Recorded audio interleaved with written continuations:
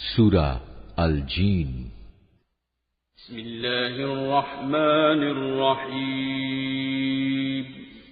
রহমান রহিম আল্লাহ তাআলার নামে।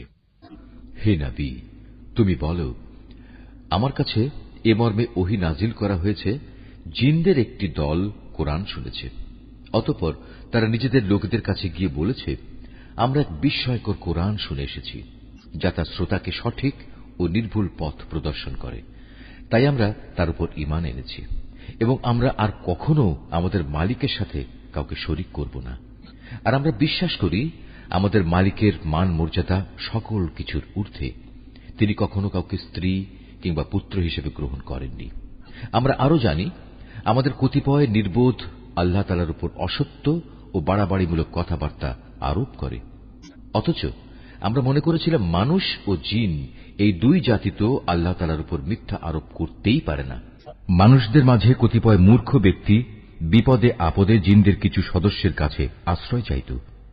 এতে করে যারা মানুষ তারা তাদের গুনাহকে আরো বাড়িয়ে দিত।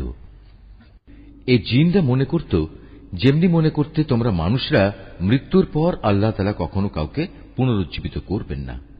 জিনরা আরো বলল, আমরা আকাশমণ্ডল ভালোভাবে পর্যবেক্ষণ করেছি, আমরা একে কঠোর প্রহরী ও উল্কা পিণ্ড দ্বারা ভরা পেয়েছি। আমরা আগে আকাশের বিভিন্ন ঘাঁটিতে কিছু একটা শোনার প্রত্যাশায় বসে থাকতাম, কিন্তু এখন আমাদের কেউ যদি এসব ঘাঁটিতে বসে কিছু শোনার চেষ্টা করে, তাহলে সে প্রতিটি জায়গায় আগে থেকেই তার জন্য পেতে রাখা একটি উজ্জ্বল উল্কাপিণ্ড দেখতে পায়।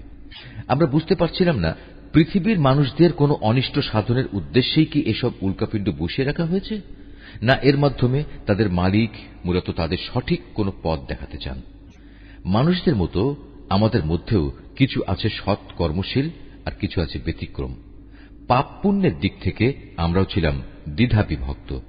আমরা বুঝে নিয়েছি এ ধরার বুকে কোথাও আমার আল্লাহ তাআলাকে কোনো অবস্থায় অক্ষম করতে পারব না, না আমরা কখনো তার রাজ্য থেকে পালিয়ে গিয়ে তাকে পরাভূত করে দিতে পারব।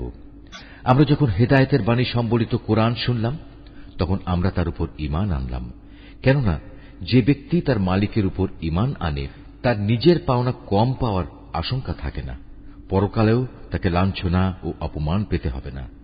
আমাদের মধ্যে কিছু আছে যারা আল্লাহর অনুগত মুসলিম, আবার কিছু আছে যারা সত্য বিমুখ কাফের। যারা আল্লাহর আনুগত্যের পথ বেছে নিয়েছে তারা মুক্তি ও সৎ পথই বাছাই করে নিয়েছে। যারা সত্য বিমুখ তারা অবশ্যই জাহান্নামের ইন্ধন হবে। আসলে লোকেরা যদি সত্য ও নির্ভুল পথের উপর সুদৃঢ় থাকত, তাহলে আমি তাদের আসমান থেকে প্রচুর পানি পান করাতাম। এটা এজন্যে আমি এর দ্বারা তাদের ঈমানের পরীক্ষা নেব। যদি কোনো মানুষ তার মালিকের স্মরণ, ঈমান ও আনুগত্য থেকে মুখ ফিরিয়ে নেয়, তার মালিক তাকে অবশ্যই কঠোর আযাবে প্রবেশ করাবেন। হে রাসূল, তোমার উপর এ মর্মে ওহী পাঠানো হয়েছে, মসজিদ সমূহ একান্তভাবে আল্লাহ তাআলার ইবাদতের জন্য নির্দিষ্ট। অতএব তোমরা আল্লাহর পাশাপাশি অন্য কাউকে ডেকো না। যখন আল্লাহর এক বান্দা তাকে ডাকার জন্য দাঁড়ালো, তখন মানুষ কিংবা জিনের অনেক সদস্যই তার আশেপাশে ভিড় জমাতে লাগল। এদের তুমি বলো, আমি শুধু আমার মুনিবকেই ডাকি, আর আমি তো কখনো তার সাথে কাউকে শরীক করি না। তুমি বলো, আমি তোমাদের কোনো ক্ষতি সাধনের যেমন ক্ষমতা রাখি না, তেমনি আমি তোমাদের কোনো ভালো করার ক্ষমতাও রাখি না।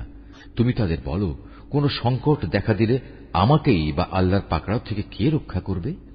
তিনি ছাড়া আর কোনো আশ্রয়স্থল তো আমি খুঁজে পাব না। আমার কাজ এছাড়া আর কি যে আমি আল্লাহর কাছ থেকে তার বাণী ও হেদায়েত পৌঁছে দেব। পৌঁছে দেওয়ার পর তোমাদের মধ্যে যদি কেউ আল্লাহ তাআলা এবং তার রাসূলকে অমান্য করে, তার জন্য রয়েছে জাহান্নামের কঠিন আগুন, যেখানে তারা চিরকাল অবস্থান করবে। এভাবে সত্যি সত্যি যখন সে দিনটি চোখের সামনে দেখতে পাবে, যার প্রতিশ্রুতি তাদের বারবার দেয়া হচ্ছে, তখন তারা অবশ্যই জানতে পারবে কার সাহায্যকারী কত দুর্বল এবং কার বাহিনী সংখ্যায় কত নগণ্য।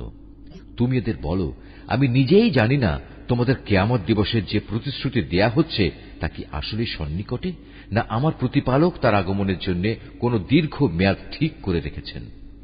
তিনি সমগ্র অদৃশ্য জগতের জ্ঞানের একক জ্ঞানী। তার সে অদৃশ্য জগতের কোনো কিছুই তিনি কারো কাছে প্রকাশ করেন না।